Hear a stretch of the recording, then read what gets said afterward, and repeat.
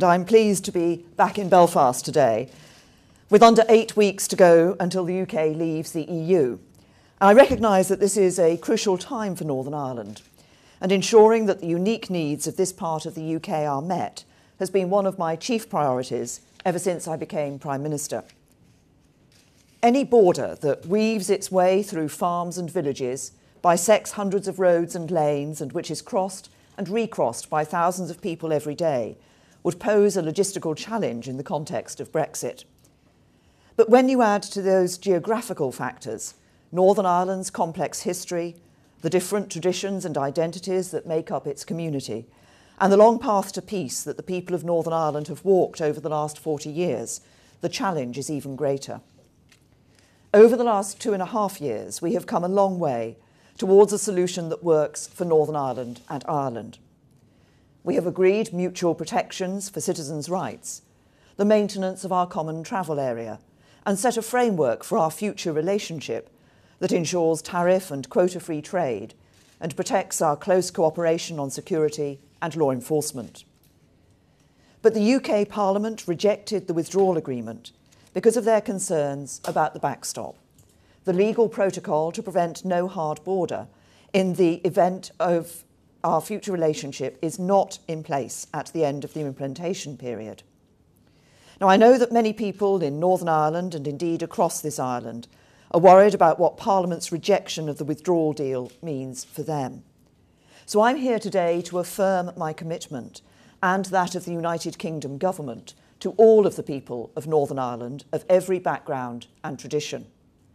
To affirm my commitment to the Belfast Good Friday Agreement, to its successors, the St Andrews Agreement and the Stormont House Agreement, and to the principles they enshrine, which is absolute.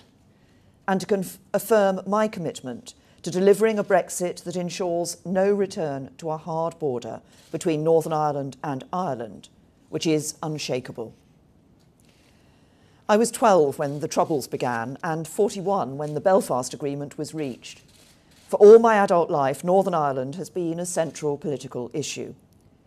The progress of the last few decades, from the Troubles to ceasefire, from ceasefire to political agreement, and from agreement to active participation by unionists and nationalists in institutions that enjoy cross-community support, has been a massive achievement and a landmark in the history of these islands. From the moment I became Prime Minister of the UK, I knew that one of my most profound responsibilities was to serve the interests of the people of Northern Ireland by doing all I could to protect and sustain that progress. Successive UK and Irish governments have played their parts, often working together in close cooperation. But it has been the political parties in Northern Ireland, the UUP and the SDLP, the DUP, Sinn Féin and the Alliance. It has been civil society groups like WAVE and Healing Through Remembering. And above all, it has been the people of Northern Ireland who have achieved by far the most. Violence has not been eliminated, but it has been reduced to levels that would once have seemed impossible to imagine. Divisions remain entrenched in some communities, but many people, including those from the younger generations, are more and more interested in putting aside those divisions to build a shared future. Thanks to greater political stability, Northern Ireland is now a leading destination for inward investment, with over 900 international businesses investing in its economic success. Employment is at a near record high and unemployment at a near record low.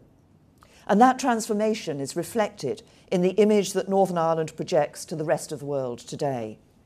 It is no longer one of violence, but of dynamism and success. And the decisive moment in that transformation was the Belfast Agreement in 1998. Its success was in allowing people of different traditions to feel that those traditions and their identities were respected, and that they could work together to build a successful future for all the people of Northern Ireland. It enshrined the principle that it is the birthright of all the people of Northern Ireland to identify themselves and be accepted as Irish or British or both, as they may so choose. And it enshrined the consent principle, that it will always and only be for the people of Northern Ireland to decide what their constitutional future should be, and that the UK government is solemnly committed to supporting and implementing their democratic wishes. These principles are the bedrock of peace and stability in Northern Ireland, and they will forever be honoured by the United Kingdom government.